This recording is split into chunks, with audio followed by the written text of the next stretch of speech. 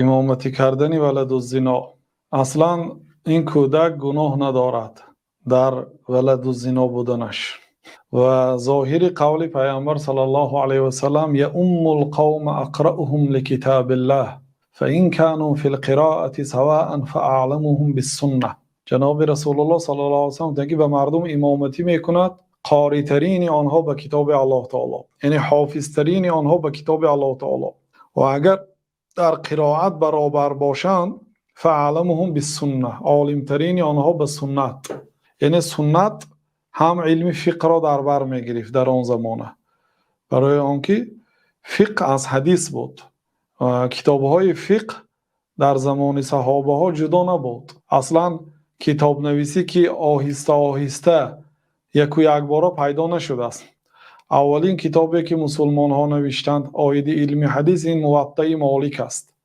بعد از آن کتاب های امام بخاری و صحیح ابن خزیمه و جامع ترمذی و امام احمد و دیگرها کتاب حدیث جمع آوری کردند. در زمان پیامبر صلی الله علیه و سلم فقط عبدالله ابن عمرو ابن العاص می نویست. حضرت ابو هریره گفتند که ما كان احد من اصحاب رسول الله صلی الله علیه و سلم اکثر منی حدیثا الا ما كان من عبدالله ابن عمرو فانه كان یکتب ولا اکتب. یگان نفر از صحابگان پیامبر صلی الله علیه و سلم از من دیده حدیث زیاد نمیدانست، حفظ نمیدانست، غیر عبدالله ابن عمرو، چون که او می نوشت و من نمی نوشتم. گفتم یعنی با وجود همین هم عبدالله ابن عمرو مثل ابو هریره نمیدانست، ولی احتیاطاً این گپ را گفتم برای آنکه عصبیم که می نویسد شاید از من بسیار داند گفتم.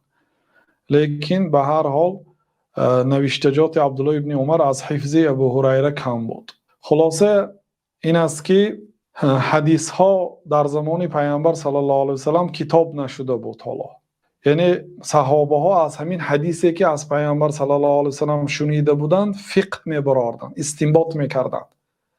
بعضی علما رحمت الله علیه در بین صحابه ها 18 نفر آنها مجتهد بودند میگن.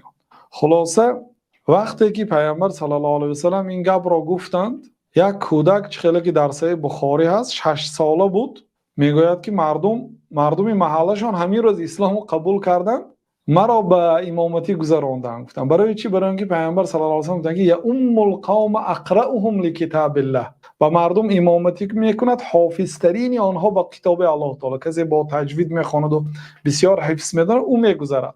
بنابراین همین کودک 6 ساله گذرانیدن به امامتی. حتی مثلا سن و سال هم اعتبار کردند بعضی علما، ولی این کودک گذرانیدن برای چی؟ بناء عمل به همین حدیث، چون که از همه در بین محله حافظ ترین آنها من بودم میگن. اینها در لب یک جای سایه که آب داشت و مسافرها از همانجا میگذشتن، کودکا بازی میکردن، مسافرهای مسلمان ها همونجا طهارت میکردن، نماز جماعت میخواندن، از زبان همون قاری ها امام ها قرآن از یاد کردگی بود. این کودکی 6 ساله. بعد به مردم محله وقتی که این محله ایمان آورد امامتی میکرد و وقتی که سجده میکرد قفاش مینمود. اون ایزارچه داشتن، آخر ایزاری آنها عبارت همین رنگ یک سچاق بود، میپیچاندن. وقتی که به رکعت دوم میخست یا به سجده میرفت قفاش مینمود.